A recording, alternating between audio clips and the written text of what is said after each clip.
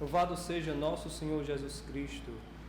Estamos em mais um programa Educando na Fé, aqui uma iniciativa dessa semente da Pastoral da Educação na Escola Normal, Faculdade Vidal, e que conta com a nossa colaboração. Hoje, mais uma vez, uma presença de Dom André Vital, aqui o nosso bispo diocesano, que vai falar para nós sobre o tema do Advento. Boa tarde, Dom André, seja bem-vindo. Boa tarde, Padre Diogo, e também a saudação a todas as pessoas que nos acompanham. Para nós é sempre uma alegria poder, através desses meios de comunicação, poder transmitir uma mensagem, algo que nos ajude a crescer na nossa fé e também no nosso compromisso de viver esta grande alegria de ser cristão, essa alegria de ser membro da igreja. Boa tarde também, Jarlison, que está aí no comando de toda a questão técnica para fazer chegar até vocês esse nosso podcast. Nós vamos iniciar com a leitura de hoje, a primeira leitura do profeta Isaías. É tirado do livro do profeta Isaías, capítulo 11, versículo de 1 a 10. Naquele dia nascerá uma haste do tronco de Jessé, e a partir da raiz surgirá o rebento de uma flor. Sobre ele repousará o Espírito do Senhor, Espírito de sabedoria e discernimento, Espírito de conselho e fortaleza, Espírito de ciência e temor de Deus. No temor do Senhor encontra ele seu prazer. Ele não julgará pelas aparências que vê, nem decidirá somente por ouvir dizer, mas trará justiça para os humildes e uma ordem justa para os homens pacíficos. Fustigará a terra com a força de sua palavra e destruirá o mal com o sopro dos lábios. Cingirá a cintura com a correia da justiça e as costas com a faixa da fidelidade. O lobo e o cordeiro viverão juntos, e o leopardo deitar-se-á ao lado do cabrito. O bezerro e o leão comerão juntos, e até mesmo uma criança poderá tangê-los. A vaca e o urso pastarão lado a lado, enquanto suas crias descansam juntas. O leão comerá palha com o boi. A criança de peito vai brincar em cima do buraco da cobra venenosa, e o menino desmamado não temerá pôr a mão na toca da serpente. Não haverá danos nem mortes por todo o meu santo monte. A terra estará tão repleta do saber do Senhor quanto as águas que cobrem o mar. Naquele dia, a raiz de Jessé se erguerá como um sinal entre os povos. Hão de buscá-la as nações, e gloriosa será a sua morada. Então, do André, nós podemos ver nessa leitura do profeta Isaías, que é colocado como a primeira leitura da missa de hoje, um tom escatológico. Porque o Advento, ele tem, por um lado, essa temática dos últimos tempos e, ao mesmo tempo, nós vemos aqui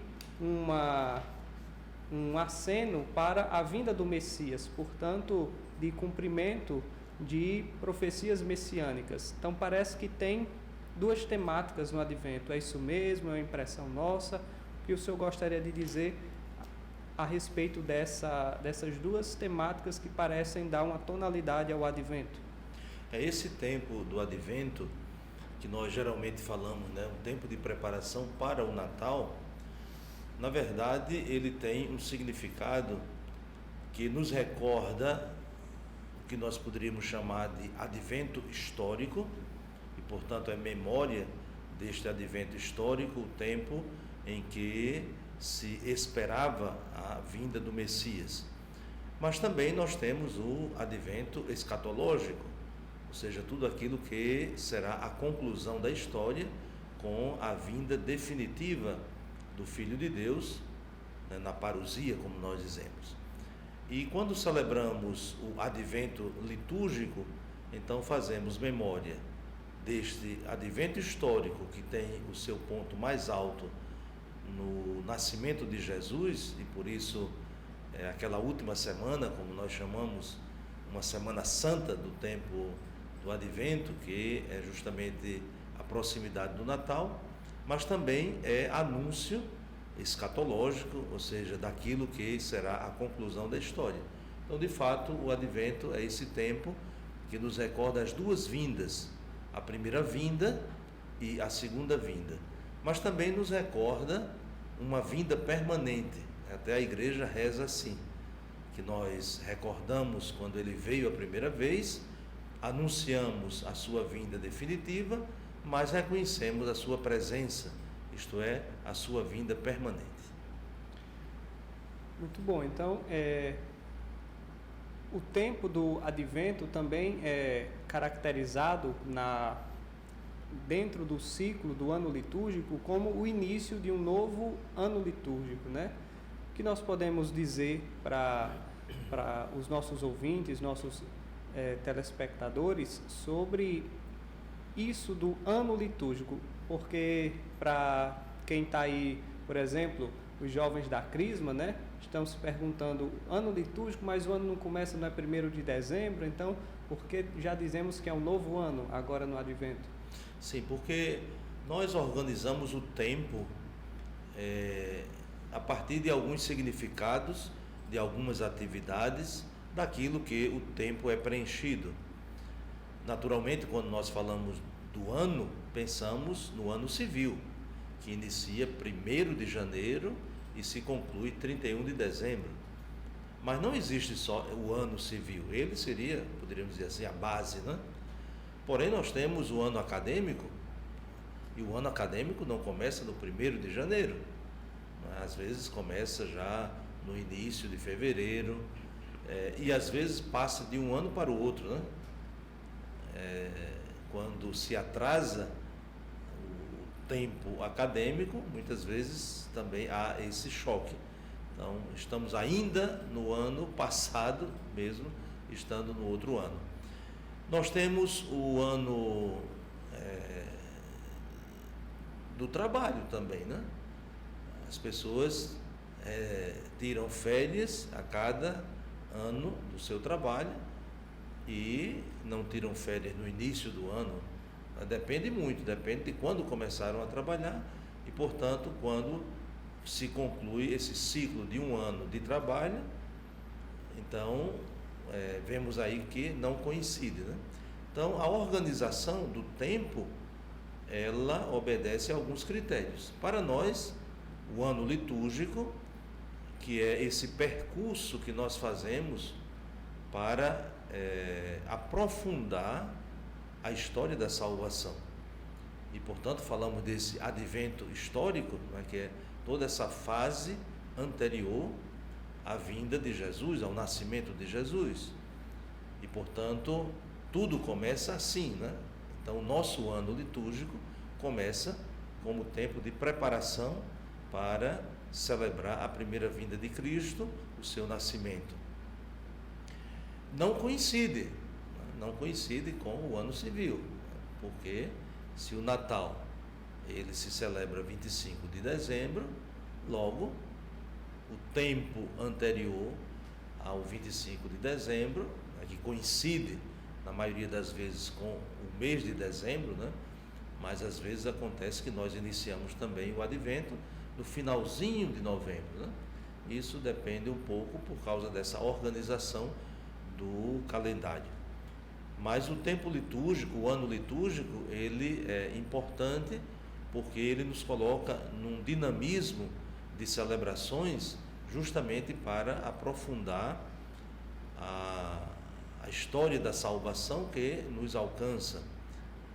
E é interessante que quando nós falamos do ano litúrgico, nós não pensamos e não devemos pensar, apesar de que usamos uma linguagem tanto limitada, que vamos iniciar um novo ano, que vamos concluir um novo ano, como se fosse um ciclo fechado, né? O ano litúrgico, ele não é um eterno retorno, né? Não vamos celebrar de novo o Natal. Vamos celebrar o Natal. Então não há uma repetição, não há uma conclusão e um início, mas nessa disposição da organização do ano litúrgico nós vamos aprofundando. Não é assim, mais uma vez vamos celebrar o Natal. Não, vamos celebrar o Natal, que não será e não deve ser a mesma coisa, né? Mas é uma experiência que se aprofunda. Então o ano litúrgico não nos coloca nesse círculo fechado, mas nos coloca numa perspectiva de retomar, aprofundando, não repetindo. André, o senhor que é biblista, né? Cada novo ano litúrgico nós somos convidados a viver, a ler com mais intensidade um dos evangelistas, né? E esse novo ano litúrgico que se iniciou agora no Advento, qual dos evangelhos nós somos convidados a ler na liturgia com mais intensidade?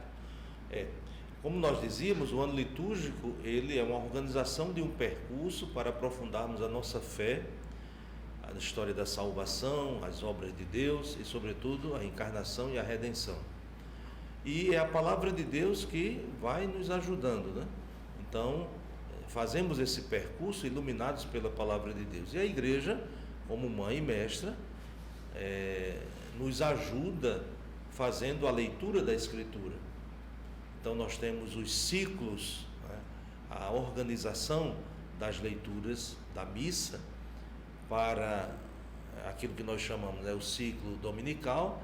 Nós temos 3 anos, que é justamente cada ano um evangelista, mas alguém pode dizer assim, mas não são 4? Mas nós tomamos como base os 3 primeiros evangelhos, são chamados evangelhos sinóticos, porque têm muita coisa em comum. E, portanto, eles são lidos ao longo de 3 anos, sempre no domingo. E o Evangelho de João, né, que é o 4º Evangelho, ele também é lido, mas todos os anos, em momentos especiais, sobretudo dias do Natal, no tempo da Páscoa, alguns dias da Quaresma, mas a base da organização do ciclo trienal, como nós dizemos, cada ano, até chamamos para distinguir ano A, ano B e ano C. Ano A, São Mateus, ano B, São Marcos e ano C, São Lucas. Nós estamos iniciando justamente o ano A com a leitura continuada do Evangelho de São Mateus. Temos aqui uma pergunta das nossas anfitriões aqui da Escola Normal, a Priscila e a Débora. Elas perguntam, o que significa a palavra advento? Essa palavra advento, nós podemos dizer literalmente, né, vem do latim e significa chegada, né, que está por vir, que está vindo. Então, quando dizemos advento, especificamente, nós queremos dizer a vinda do Senhor, como nós lembramos, né? A primeira vinda, fazemos essa memória, e a segunda vinda, fazemos o anúncio. Mas também, como eu lembrei, há uma vinda permanente, né? Jesus não é um ausente. Jesus vem e, como reza na própria liturgia, presente em cada um de nós, sobretudo naqueles mais necessitados. Então, advento, né? A vinda, né? A chegada, até uma expressão que se utilizava no mundo antigo, sobretudo entre os romanos, para anunciar a chegada do imperador, de uma pessoa importante. Então, era o advento, né? Então, para nós, a pessoa importante é o próprio Senhor. Então nós utilizamos essa expressão clássica, né, de uma longa tradição, justamente para falar da vinda, né, adventus, a vinda. Todo momento do ano litúrgico, cada período tem uma espiritualidade, né? E o advento não é diferente. Então a Daiane Cavalcante, a Vera Nogueira perguntam por que a cor do advento é roxo. Certamente isso tem algo a ver com a espiritualidade própria que somos convidados a viver nesse tempo, né? As cores na liturgia, elas comunicam, né? Comunicam um sentimento, comunicam atitudes, e na nossa tradição, né, cristã católica, o roxo está sempre ligado a um caráter penitencial, também a um caráter de tempo de preparação. Nós não podemos pensar, por exemplo, comparando, né, a quaresma e o advento, que também na quaresma nós usamos a cor roxa com a mesma conotação, né, de penitência, mas há também, né? Por quê? Porque é preparação. Então, preparação para celebrar o Natal do Senhor, mas também nos chamando a atenção para aquela preparação, aquela vigilância da qual o próprio Jesus fala: estais preparados, porque não sabeis nem o dia e nem a hora. Então, essa cor roxa, né, ao longo da tradição, ela tem esse significado, né, de preparação no tempo da quaresma, com um acento mais forte, né, de penitência, de conversão, mas no tempo do advento, mesmo que não seja, como já dissemos, com essa intensidade, né, porque o advento ele tem um aspecto de alegria, essa espera alegre, né, para celebrar a primeira vinda do Senhor e, como já dissemos, o anúncio da sua segunda vinda. Então, a cor roxa nos ajuda, né, a entrar nessa atmosfera, neste clima, né, de maior interiorização, né, de fazer esse caminho, né, esse verdadeiro retiro de preparação para essas celebrações das quais já falamos. Inclusive, a respeito mesmo também dessa expectativa alegre que o senhor se referiu, a Laiane Nádila, Giannini, Laila Machado, a Gisele aqui, ministra da comunhão da paróquia, e a doutora Maiara, lá de Tabuleiro, perguntam a respeito do terceiro domingo do Advento, que parece que ganha uma conotação diferente dos outros, e isso tem a ver com essa alegria, né? O que quer dizer mesmo essa palavra que caracteriza o terceiro domingo do Advento, Gaudete? Estamos diante também de outro termo latino, né, da nossa tradição, palavras que são quase intraduzíveis e foram consagradas ao longo da história, na liturgia, e portanto se conserva, né?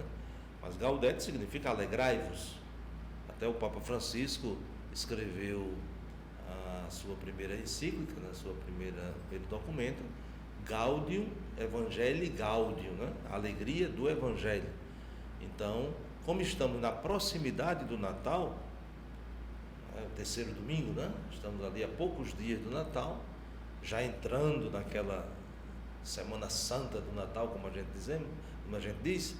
Então, é a expectativa, né, da alegria. E tem também alguns outros elementos, né, importantes.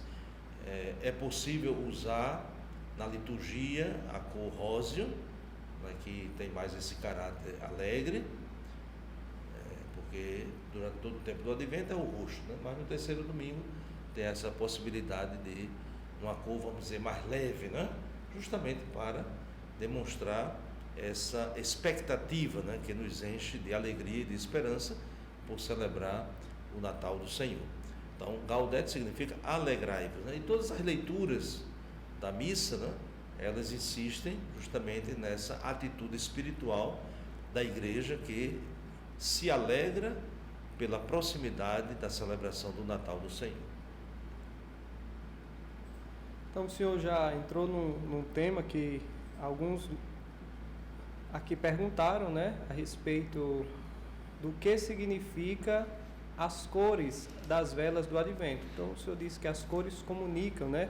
De fato, então a Clarice Andrade perguntou o que quer dizer o significado dessas cores das velas. Existe uma obrigatoriedade de a coroa do Advento ter as cores, um padrão de cores ou não? Assim, a coroa do Advento, ela não é um elemento litúrgico, né? Ela foi introduzida assim em alguns lugares, né? Aqui no Brasil, né? Houve também assim uma espécie de adesão, né? As pessoas comumente, né, veem essa coroa do Advento, que originalmente, né, ela surge no meio protestante. Na Alemanha, que era uma coroa composta, né, de 25 velas, né? Ou seja, ia acendendo cada dia uma vela em preparação, né? Depois, para simplificar, as 4 velas, que coincidem com as semanas. Depois, essa questão das cores, né? No início era tudo branco, né? Aí depois isso vai também sendo influenciado por uma determinada criatividade, né, litúrgica, e em alguns lugares se coloca as cores dos tempos litúrgicos, né? Outros se coloca numa tonalidade que vai crescendo, né? Então, por exemplo, o roxo, depois algo mais claro, até chegar na vela de cor branca. Mas não existe uma determinação litúrgica, nem para o uso da coroa do advento, por isso que nós não encontramos em nenhum livro de liturgia. Você pode encontrar em cadernos, né, em revistas, né, de liturgia, né, com alguma coisa em relação, mas uma determinação litúrgica, uma rubrica litúrgica não existe, né, porque não é um elemento essencial desse tempo, né, diferente do Sírio Pascal.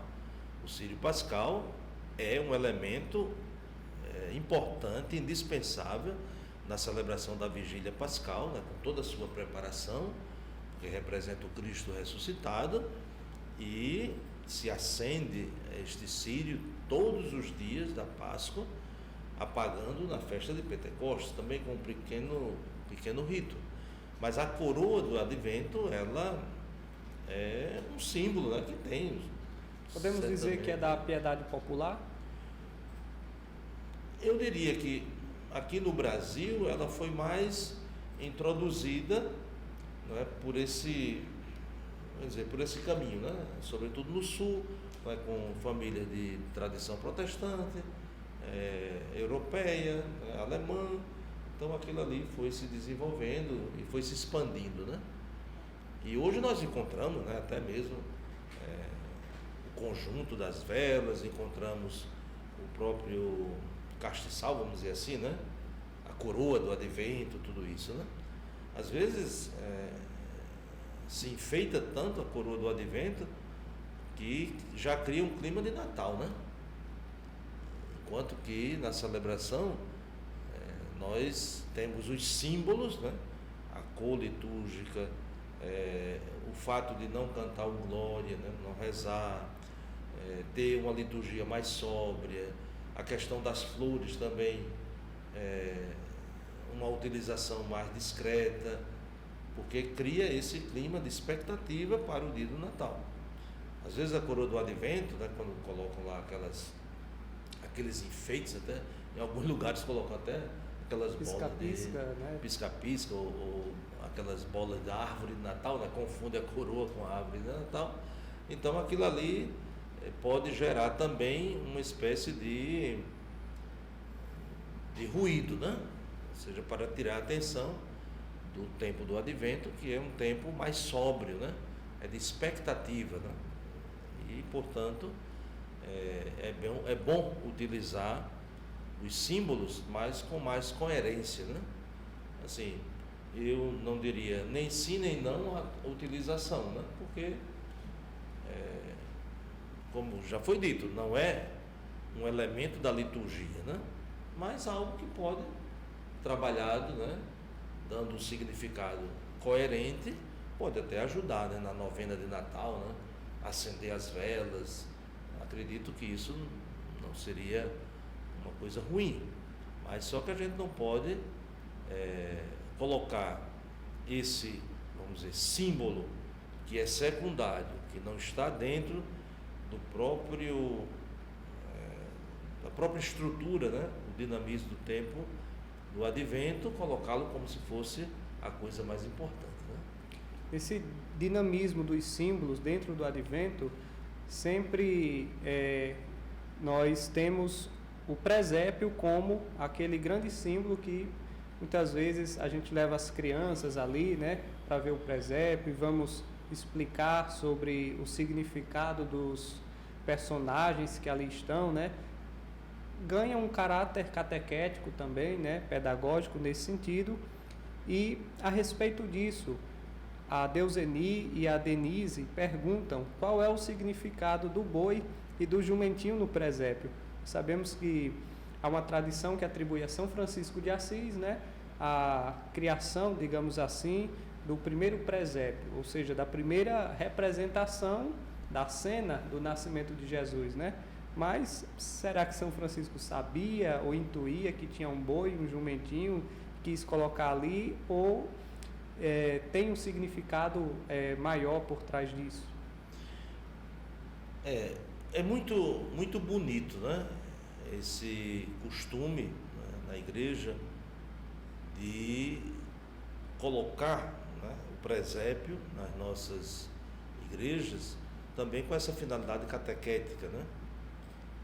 E acredito que ajuda muito quando nós vamos construindo o presépio ao longo do tempo do Advento, né? Às vezes, em alguns lugares, já no primeiro domingo do Advento, já tem lá a imagem do menino Jesus, né? Ou seja, do ponto de vista pedagógico, o melhor seria que aquilo fosse sendo construído, né? Então, ajuda também, né, a criar essa expectativa. Os evangelhos não dizem explicitamente, né, que ali do lado da manjedoura estava o boi e o jumentinho, né, o asno. Mas diz que era ali no estábulo, né? Então, se é o estábulo, né, se é a manjedoura, naturalmente aquele ambiente não seria algo muito estranho que houvesse esses animais, né? Mas eu acredito que, para além de uma representação fotográfica, né, daquela cena na estribaria, também tem uma inspiração na Sagrada Escritura, já no início do livro de Isaías, que é um livro bastante meditado neste tempo do Advento, que o profeta faz uma crítica, né, ao povo e sobretudo aos dirigentes, porque não reconhece a presença do Senhor. Então, no capítulo 1, versículo 3 e 4 do livro de Isaías, diz assim, né?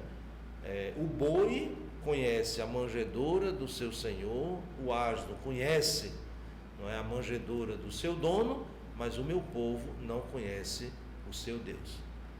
É uma denúncia, né, muito contundente, né? Então, acredito que quando São Francisco incluiu, né, naquela representação esses animais, além de criar o ambiente, né, próprio, como a gente dizia, se é uma estribaria, né, se é aquele lugar, mas eu acredito que também a inspiração ela é bíblica, porque tudo que nós contemplamos no presépio é realização das promessas, né? É realização profética.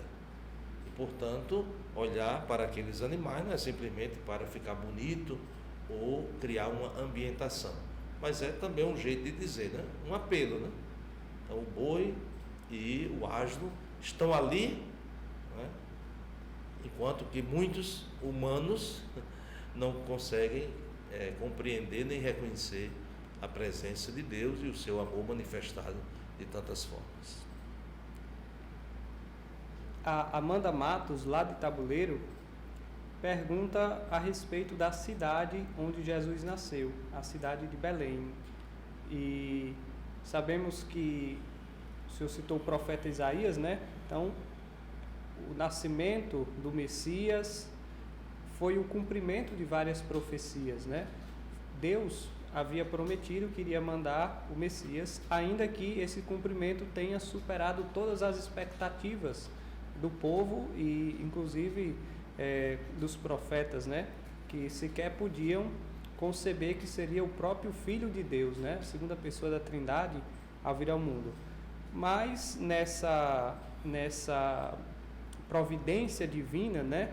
Que faz as coisas de forma perfeita, a cidade, que que é chamado na Escritura Cidade de Davi, Belém, também tem um significado que tem a ver com a missão própria, né, do Filho de Deus, de Nosso Senhor. O senhor pode comentar para nós qual o significado, portanto, do nome Belém e a sua relação com a missão de Nosso Senhor? Esta palavra Belém, como muitas palavras na Bíblia, elas têm muitos significados profundos, né? E Belém, em hebraico, que se diz Bethlehem, significa casa do pão, que é a cidade de Davi, que é a cidade dos pastores. Então, quando nós pensamos, né, e meditamos, refletimos, e até seguindo o que os padres da igreja também nos inspiram, o gesto de Maria, né, diz São Lucas que quando Maria deu à luz, envolveu o seu recém-nascido em faixas e o reclinou numa manjedoura. Então a manjedoura é o lugar da comida, né? Tanto que há línguas que têm essa raiz, né? Comer, mangiare, né? Manger. Então manjedoura é o lugar de colocar a comida. Então Maria colocou Jesus no lugar da comida, né? Ou seja, ele é o alimento. E ele mais tarde vai dizer: eu sou o pão vivo descido do céu, quem come deste pão viverá eternamente. Então, de fato, Jesus é alimento, Jesus é o pão do céu. E, portanto, como você lembrava, né, os desígnios de Deus, né, que tem uma coerência na sua realização, não teria um lugar melhor, né, para confirmar isso do que dizer, né, do nascimento de Jesus em Belém. Diríamos retrospectivamente, porque é a cidade de Davi, e assim como o anjo anunciou a Maria, não é, que ele seria descendente de Davi, seu pai, não é? Então é retrospectivo. Jesus nasce em Belém porque é da descendência humana de Davi, e também um anúncio profético, não é? Como o pão, o verdadeiro pão que dá vida ao mundo, né? Então, nada melhor do que esse lugar para ele nascer. Nós chamamos João Batista de o precursor, né? E nesse ciclo do Advento, João Batista, ele também é uma figura que aparece aí na liturgia, né? Podemos dizer, assim, sucintamente, qual é de fato a relação entre, sabemos que são primos, né, João Batista e Nosso Senhor, mas por que na liturgia se quis colocar justamente no tempo do Advento João Batista ali como uma figura para preparar, né, o Natal?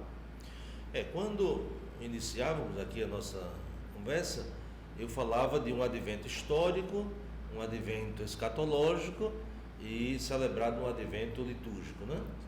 Então, João Batista, como o próprio Jesus vai dizer, né, dos nascidos de mulher não tem ninguém maior do que ele, né?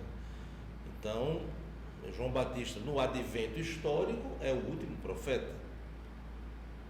Então, recordar a sua missão de precursor no Advento litúrgico encaixa bem, né?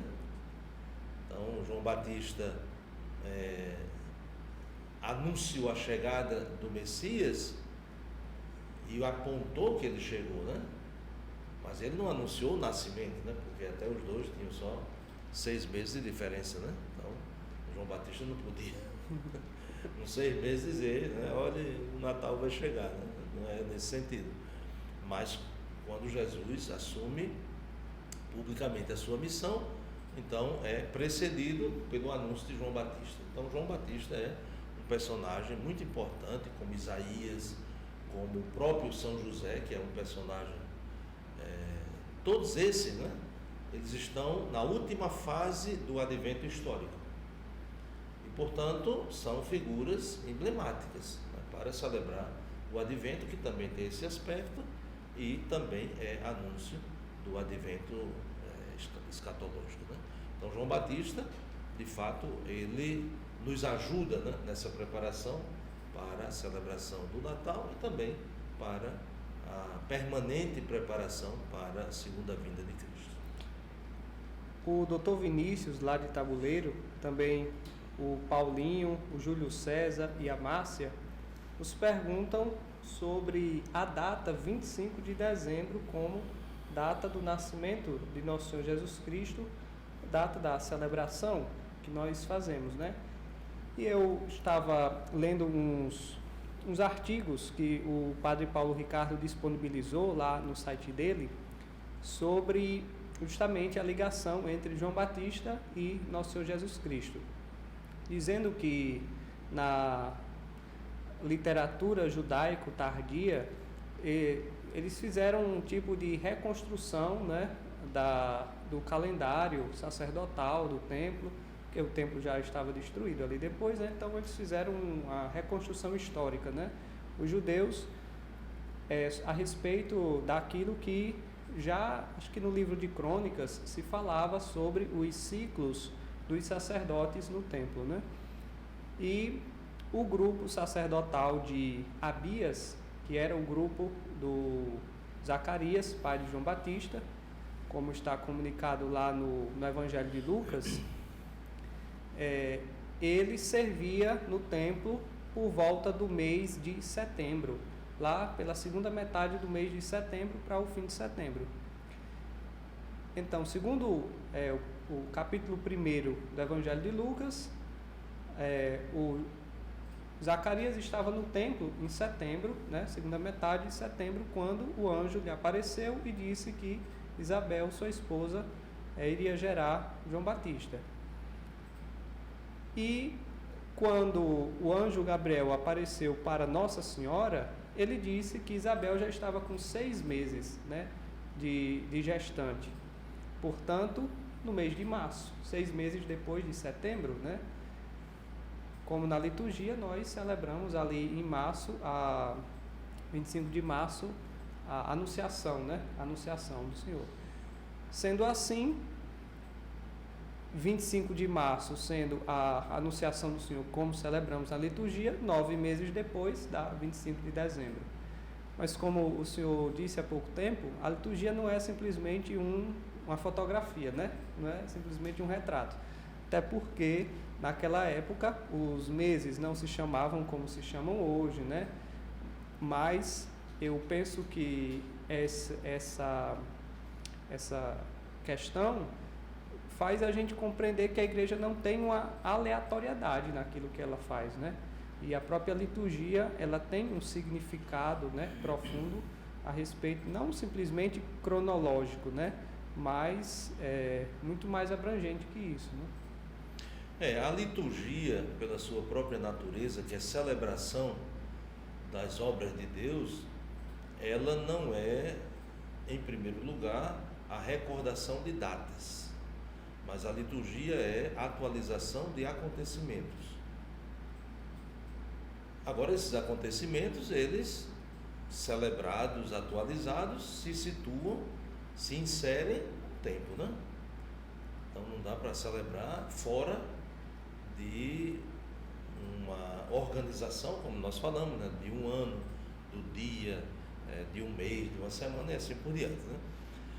Esse ponto, né, que poderia ser resumido, né, com a pergunta: Jesus nasceu 25 de dezembro, já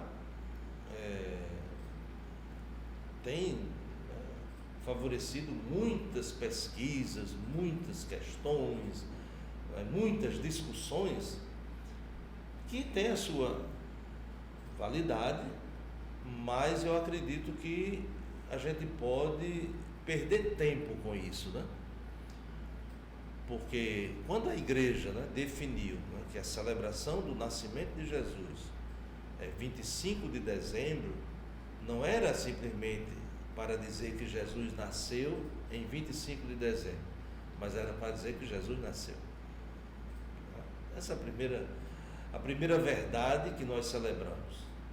Jesus não é um mito, né? Jesus não é um personagem criado, não é, para servir de exemplo ou para catalisar, né, determinadas energias, não sei o que. Não. Jesus é o Deus que se fez homem no tempo, no espaço, assumiu a nossa condição humana, entrou na história. Então essa é a grande verdade que nós celebramos quando fazemos memória do nascimento de Jesus. Se é 25 de dezembro, se é 2 de fevereiro, se é 24 de março, né? Isso não é o mais importante. Mesmo que, como você lembrou, se a igreja, né, definiu no calendário litúrgico essa data, é porque tem mais indícios para isso do que não. Mas não é uma afirmação absoluta de uma data, porque quando se fala de antiguidade não é tão simples, né?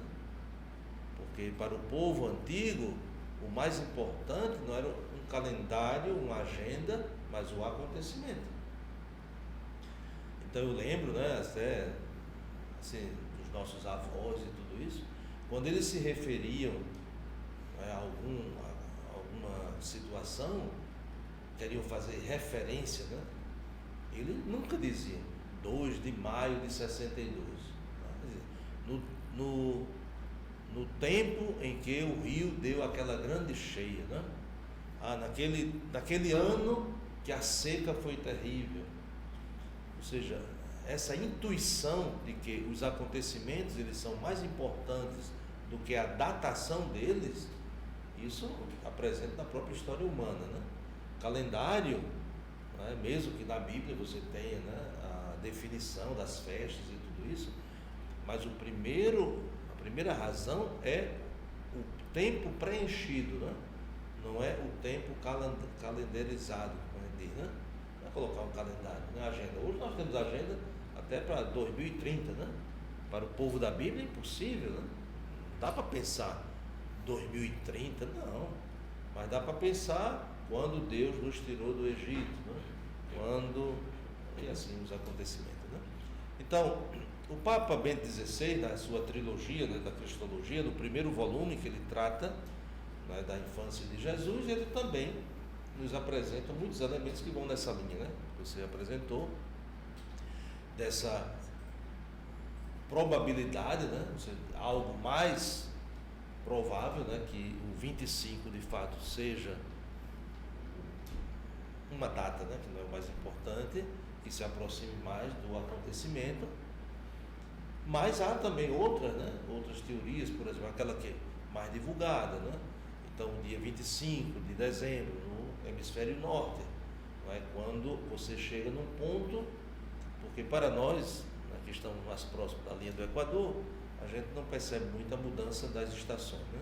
Mas aqueles que estão um pouco mais distante, né, do centro, né, da linha central, eles percebem a mudança com muita clareza, né? Então, se para nós é verão, né, no hemisfério norte é inverno, e ali vai começar, porque os dias encurtam e depois começam a ficar mais longos. Então, a partir daquele dia, né, ali, dia 25, então o dia começava a ficar mais longo. E havia em Roma uma celebração pagã, vamos dizer assim, cultural, né? Chamava o sol invicto, ou seja, o sol que não se vence, né? Porque tem todo. Aqui teria que ser uma semana para explicar isso, né? Mas os cristãos, eles que vivem no tempo, no espaço, eles têm uma compreensão da história, né? Então, se celebravam o sol invicto, né, uma coisa pagã, para nós, o nosso sol é Jesus, né? Porque até no cântico de Zacarias vai dizer: o sol nascente que nos veio visitar, né? Luz do alto. Então, o nosso sol é Jesus, né? A nossa comemoração é a comemoração do seu nascimento, né? Existem críticas também a essa tese, vamos assim dizer, até mesmo para dizer que é desprovida de fundamentos e tudo isso, mas é como eu disse, isso a gente não resolve, né? Então, o mais importante é o quê? É dizer que Jesus nasceu, né? Não é dizer o dia que ele nasceu. Agora, para dizer isso, precisa de um dia, né? Mas o mais importante é. Por quê? Porque também há quem negue a dimensão histórica da encarnação, né? De que Jesus nasceu, né? Se encarnou, que Jesus é Deus. Agora estamos celebrando os 1700 anos do Concílio de Nicéia para reafirmar justamente isso, né? Jesus é Deus, né? É Deus feito homem, né? Ou seja, Deus e homem, né? Ou seja, inserido na história. E a história tem esses aspectos, né? Mas aí a gente, como eu dizia, né? A gente não pode se perder nessas discussões, né? Às vezes você vê aí pessoas, né? Que todas bem orgulhosas, né? De ter descoberto que Jesus não nasceu no dia 25 de dezembro, não sei o quê. Assim, isso não me diz muita coisa, né? Me diz o fato celebrado que ele nasceu, né? Então isso é mais importante. E com todas as consequências disso, acho que é importante. E alguns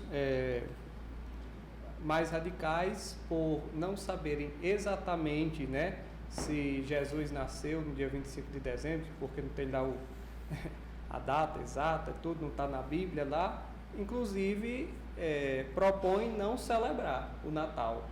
Mas imagine, se você não sabe o dia do nascimento exato de um de seus filhos. Por exemplo, a minha avó, meu avô, tinham muitos filhos, né? E quando ia lá no cartório para poder registrar, às vezes misturava um pouco a data, confundia qual foi exatamente a data que nasceu. Mas nem por isso deixava de registrar. E nem por isso deixava de fazer o aniversário em algum dia. Por quê? Porque de fato a pessoa nasceu, né? Então, não celebrarmos o Natal seria, e não escolher uma data para isso, seria quase negar, né, que Nosso Senhor tenha nascido no tempo. Depois, a divina providência, que vê muito mais além do que nós, né, a respeito dessa substituição mesmo de toda a cultura pagã, da cultura que antes se vivia em torno do sol, e o nascimento do nosso Senhor Jesus Cristo, não podemos atribuir a isso uma espécie de sincretismo, né? Pelo contrário, a Igreja sempre viu que Cristo recapitula em si todas as coisas, que Cristo ele eleva as coisas, mesmo as coisas naturais, né, a um grau mais elevado, né? E nesse sentido é que algumas pessoas aqui perguntam sobre um símbolo que entra dentro da história da celebração do nascimento do Nosso Senhor, a árvore de Natal, justamente como um símbolo mesmo da vitória de Cristo, um símbolo que aponta para Cristo, né? Então a Aurilene lá de Fortim, também o Davi, coroinha aqui da paróquia, a Carmesita, que é catequista, o Elton e a Lúcia Helena perguntam a respeito do símbolo da árvore de Natal, né?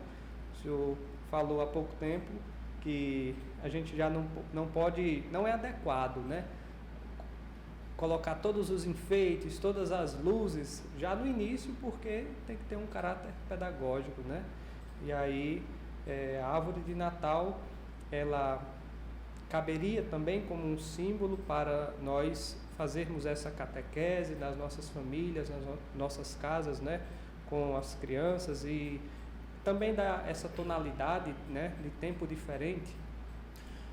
Sim, o símbolo, ele é sempre uma tentativa de expressar, né, é uma linguagem, né? Então, se nessa linguagem se comunica de forma autêntica os valores que o símbolo aponta, acredito que é uma forma adequada de utilizar o símbolo, né?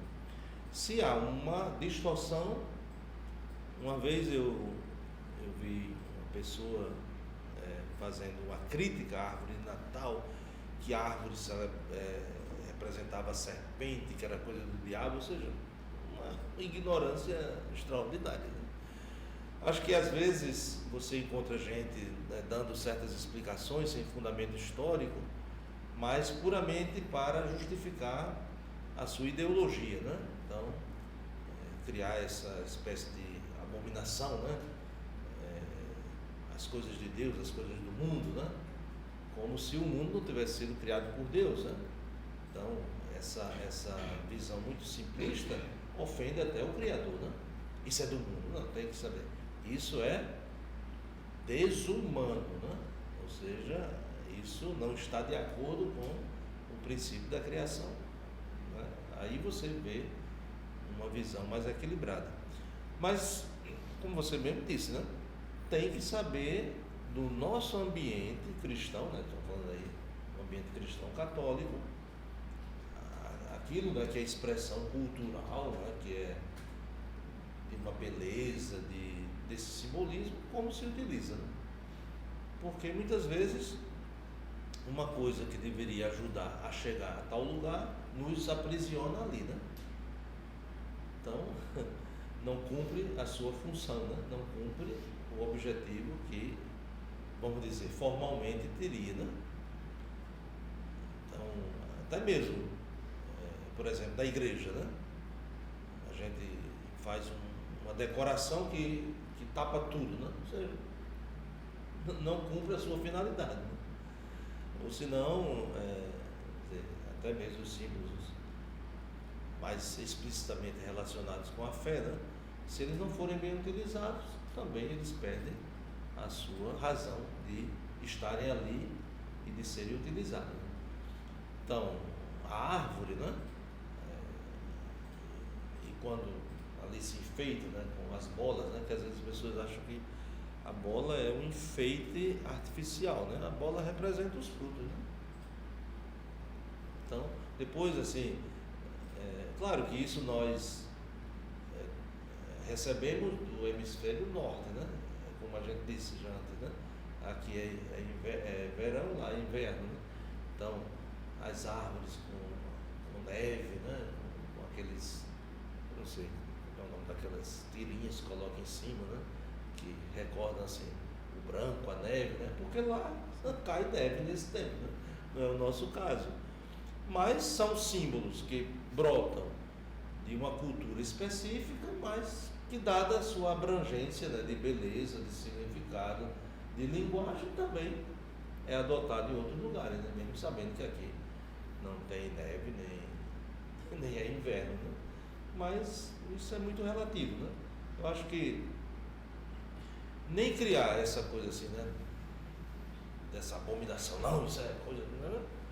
Também não absolutizar, porque é linguagem, né? É linguagem, né? E se a gente usar a linguagem da melhor forma, coerente, né? De forma coerente, tendo no centro aquele que é a razão do Natal, né? Que é muito esquecido, né?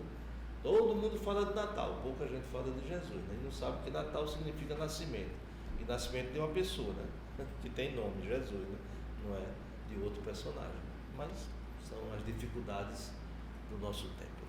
Há mesmo a tradição que atribui a São Bonifácio, que foi declarado depois padroeiro da Alemanha, né? Era um monge beneditino do século VIII, atribui esse costume da árvore de Natal, né? Porque ele teria ido evangelizar ali a Germânia e teria encontrado alguns costumes, dentre eles um culto ao carvalho de Thor, que era um deus nórdico, né, cultuado, onde se fazia sacrifícios humanos sob a sombra desse carvalho. E estava próximo da época do Natal. São Bonifácio então fez uma catequese com as pessoas e apresentou para eles um Deus que, ao invés de pedir sacrifícios como Thor, ele mesmo tornou-se um sacrifício. Ele mesmo nasceu para ser o pão da vida, não o pão da morte. Como o André disse, que significa Belém, casa do pão. E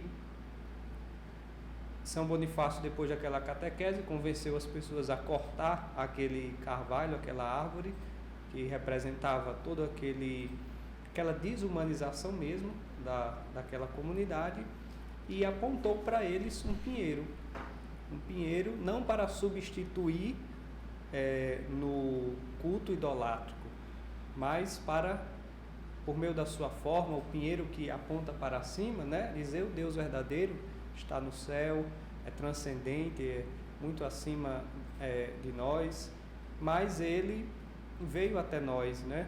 E por isso o pinheiro também foi escolhido uma árvore porque ela tem suas raízes no chão, né? Como essa representação do Natal. Aponta para o céu, mas tem suas raízes no chão, portanto liga o céu e terra. E depois toda essa questão dos frutos, né? As pinhas indicariam isso, que nós necessitamos dos frutos do Espírito Santo para aderirmos a Deus, aderirmos a Jesus Cristo e a sua salvação. Isso a gente faz no dia a dia, na vida cristã, né? Então é por isso que algumas perguntas aqui agora apontam para isso. A gente já, no último momento, digamos assim, do nosso podcast Educando na Fé, vamos responder a pergunta aqui da Leine Nathalie, lá de Jaguaribe. Como viver bem esse tempo? Ao mesmo tempo, algumas outras perguntas, elas se referem a essa questão também de como aproveitar bem o tempo do advento, né? Nesse sentido de dar frutos, né? E aí a Nívia Mara, lá de Tabuleiro, pergunta: que gestos concretos nós podemos fazer para viver bem esse tempo de preparação para o Natal? A Tayana, também lá de Tabuleiro, pergunta que práticas podemos fazer para bem viver esse tempo do advento. Então, quais são os frutos mesmo que nós podemos colocar, né, para esse tempo? O tempo que nos é proposto, né, com essa inspiração, vamos dizer, litúrgica, é um tempo que tem um caráter pedagógico, né? E o caráter pedagógico é para nos conduzir, nos ensinando, né? E nos ensinando aquilo que é próprio da fé que nós professamos, que é o seguimento de Cristo, que é a caridade, o perdão, a solidariedade, a justiça, enfim, prolongar no tempo e no espaço aquilo que Jesus fez, ensinou e nos deixou como nossa missão. Então, por exemplo, né, gestos de solidariedade não são apenas para o tempo do advento, né? Isso nós devemos ter como compromisso permanente. Só que esse tempo, ele nos recorda esse compromisso. E aí, como do ponto de vista didático, né, nós promovemos campanhas, incentivamos coleta de alimentos e tudo isso, mas tem uma finalidade pedagógica, né? Não se esgota. É como se fosse assim, parece que ao longo do ano a gente vai se esquecendo, né, que o compromisso é esse, aí há momentos que nos ajudam a uma consciência mais clara, né? É como a gente pensa os vários dias de comemorações, né? Então, vamos dizer, Dia das Mães, mas é só o segundo domingo de maio que é Dia das Mães? Pode ser, né?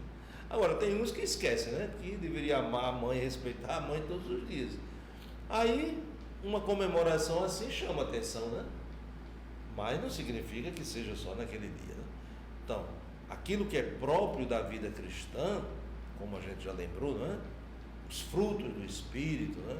Os dons que Deus também nos dá, isso deve mover a nossa vida os 365 dias do ano, e quando é bissexto, mais um dia, né? Ou seja, não tem um tempo, né, para viver a caridade, não tem um momento específico, né, para perdoar. Não, isso faz parte da nossa vida cristã. Agora, como eu disse, como o ser humano, né, tem esses lapsos, né, de memória, então esses tempos, do ponto de vista pedagógico, vão nos ajudar. Agora, um compromisso, né, acredito que nos ajuda nesse percurso, é seguir aquilo que a igreja vai nos orientando na própria liturgia. Então, a oração da igreja é fonte de inspiração e força para viver o nosso compromisso cristão. Então, tudo aquilo que a gente já disse, perdão, amor, caridade, justiça, solidariedade, compaixão, tudo isso, né, que expressa que nós cremos no amor de Deus, isso tudo é permanente, né? Então a palavra de Deus, a liturgia, a oração, tudo isso nos ajuda, porque assim, por iniciativa própria, às vezes a gente não consegue, às vezes não, na maioria das vezes, né? Mas Deus nos ajuda. Nesse mesmo sentido, o Renato, ministro aqui da comunhão, ele pergunta: devemos incentivar as crianças a pedir presentes de Natal, ou isso seria favorecer o consumismo? Eu gostaria de dar uma contribuição nessa pergunta. Eu sempre digo, em algumas homilias, quando está se aproximando o Natal, eu sempre digo para o pessoal, dizer para as crianças: olha, quando a gente vai num aniversário, a gente leva uma lembrancinha para o aniversariante, né? Então, sei que o Natal não é o aniversário de Jesus, né? Nesse sentido de simplesmente ali uma festinha para comemorar a data do seu nascimento. Mas eu penso que tem a ver com criar a mentalidade de que o homenageado tem que ser outro, né? Não no sentido de que eu tenho o direito de receber um presente porque é Natal, né? Então, incentivar a mentalidade do direito de ter um presente porque é o Natal. Mas, como o senhor dizia, é um tempo favorável para nós incutirmos uma mentalidade, uma espiritualidade de doação, né? Então, eu penso que coisas como amigo secreto e confraternizações são favoráveis na medida que você começa a pensar no outro, né? De destravar essas capacidades que você tem de doar algo para o outro. Então, não de criar aquela mentalidade de que eu tenho o direito porque é o Natal, né? Ou isso também na Páscoa, né? Às vezes a lógica consumista faz a gente pensar assim, mas a espiritualidade do Natal é no sentido de doar, né? Em vez de pedir. Justamente, você não teria nem muito a acrescentar, né? Agora, eu sempre vejo, né, que essas expressões, né, de dar um presente, né, de fazer uma festa, uma comemoração, isso é tudo, assim, do ser humano, né? Não é algo que a gente estranha, né? Só que a gente não pode absolutizar, porque a grande ironia, né, dos nossos tempos é você ir para uma festa de aniversário na casa de uma pessoa e não dá nem os parabéns a ela, né? Foi lá, comeu, bebeu, né, aproveitou de tudo e nem os parabéns você deu, né? Ou seja, tem uma contradição, né? Se não fosse aquela pessoa, não teria mais nada, né? Aquilo não existiria, né? Aquele contexto não existiria. Então, quando a gente pensa, né, o que é o Natal? O Natal, recordamos o nascimento de Jesus, né? Que, como já foi lembrado, não é um aniversário, né? Aniversário é a palavra que quer dizer anos passados, né? Jesus é o verbo eterno, né? Ele tem anos, né, vividos, né? Ele é a eternidade, né? Então não tem sentido, né, gente? E muito menos cantar parabéns para Jesus. Não, isso não tem sentido, né? A gente recorda o seu nascimento aqui, assumindo a nossa condição, né? Por isso falando, há 2000 anos o nascimento de Jesus, né? Mas não é que ele tenha 2000 anos, né? Quantos anos Jesus tem? Esse ano vai fazer 2025. Não tem sentido, né? Ele é eterno, né? Então não tem essa questão de aniversário. Agora, a razão de tudo, não é, que é expressão autêntica do Natal deveria estar relacionado com ele, né? O que, infelizmente, a gente não vê, né? Então, há também um aspecto que eu acho que compromete, que é a questão do final do ano, que está ali na proximidade do Natal, né? que tem todo esse movimento também, né, de passagem de ciclo, né, de não sei o quê, que também tem a sua própria concepção, né, da vivência daqueles dias, né? E eu acho que ali prejudica um pouco, né? Então, o Natal, ele fica uma noite e no outro dia já é preparação para o Réveillon, né? Que é muito interessante, né? Quando o tempo do Natal começa, que é justamente 24, 25 de dezembro, no outro dia, o comércio, né? Que é o que primeiro dá os sinais de que o Natal está chegando, também é o primeiro a dizer que não é mais Natal, né? Quando é o Natal. Então o Natal não começa final de outubro, né? Como a gente já vê, né? Final de outubro, começo de novembro, já tem luz por tudo que é canto, os ambientes comerciais já colocam, já expõem, né, símbolos que remetem ao Natal, mas quando inicia o tempo do Natal, que na liturgia abrange pelo menos os 15 dias, né, que vai da noite do Natal até a festa do batismo do Senhor. Então nós temos 15, às vezes 20 dias de Natal, ali é o tempo do Natal. Aí já desaparece os símbolos de Natal, agora todo mundo já está pensando no Carnaval, né? Ou seja, é uma sociedade, né, assim, meio confusa, né? Então, no tempo do Advento antecipa o Natal, e no tempo do Natal não se fala mais do Natal. Para terminarmos, a Vladiana Costa nos pergunta: o dia 25 de dezembro, a missa do dia 25 de dezembro, é missa de preceito? Quer dizer, todo fiel católico que possa, que tenha possibilidade, deve ir à missa nesse dia? Sim, a missa do Natal é missa de preceito, ou seja, é da nossa necessidade em primeiro lugar e do nosso compromisso, né? Agora, a missa do Natal, ou a gente diria, né, as missas de Natal, né, elas são 3. Então tem a missa da noite, como a gente chama, né, que alguns até chamavam do galo, quando era mais tarde, né, porque escutava o galo cantar. Então, a missa de Natal, no dia 24 à noite, a liturgia prevê uma segunda missa, que chama a missa da aurora, aí é de madrugada, né, e a missa do dia, né, que se celebra durante o dia, né, ou manhã, ou à tarde, ou à noite, 25. Então, essas missas, essas 3 missas, elas são missas de Natal. Então, o preceito é ir participar de uma delas.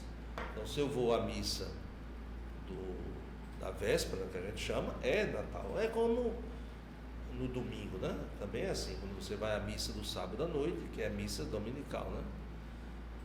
Então, uma dessas 3 missas que tem a liturgia da palavra própria, né? As orações, né? Tudo, porque cada missa tem a sua distinção, porém é missa de Natal. Então, há uma obrigação de preceito de participar das 3? Não, de forma nenhuma, né? Se puder participar, melhor, né? Até porque não há possibilidade, assim, realmente falando, de participar dessas 3 missas. Você também não tem parte para celebrar essas 3 missas numa mesma comunidade, né?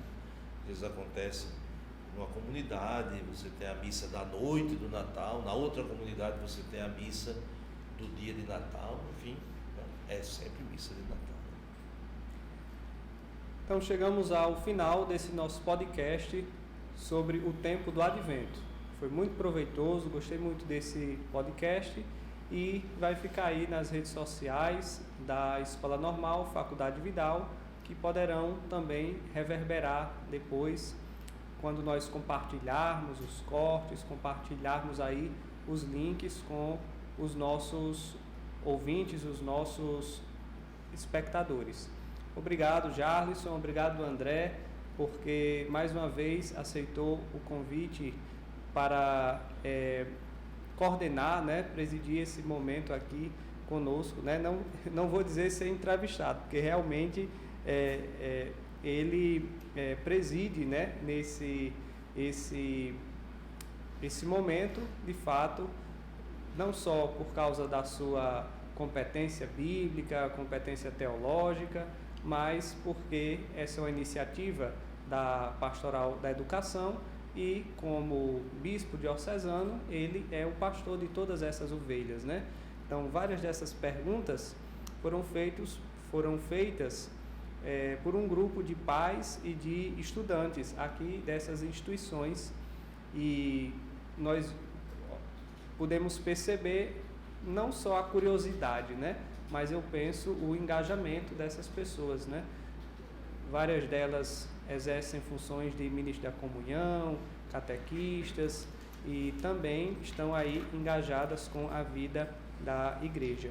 O senhor pode deixar a sua palavra para todos nós, o desejo de um bom Advento e Natal para todos, e também, se tiver mais alguma orientação para nos dar para esse tempo, acolhemos. É muito louvável essa iniciativa, né? Para mim é importante, né, que a gente tenha espaço, né, para refletir sobre temas, realidades, né, que dizem respeito à nossa fé, ao segmento de Cristo, aprofundando sempre mais esses conteúdos. Então, também quero deixar aqui o meu agradecimento ao Padre Diogo, juntamente com todas as pessoas que nos favorecem e nos ajudam e incentivam, né? Também as pessoas que participaram através das perguntas, e desejar que esse advento, de fato, seja um momento, um percurso, um caminho para nos prepararmos para a celebração do Natal, mas também tomarmos consciência de que o Senhor vem permanentemente, né? E que o acolhemos na fé, no amor e na caridade. E antecipar, né, os votos de um feliz e abençoado Natal, e estamos nessa correria, né, de um tempo que passa tão rápido. Daqui a pouco estamos também no ano de 2026, e que Deus nos abençoe e nos fortaleça. Obrigado a todos, Deus abençoe e um bom advento para todos.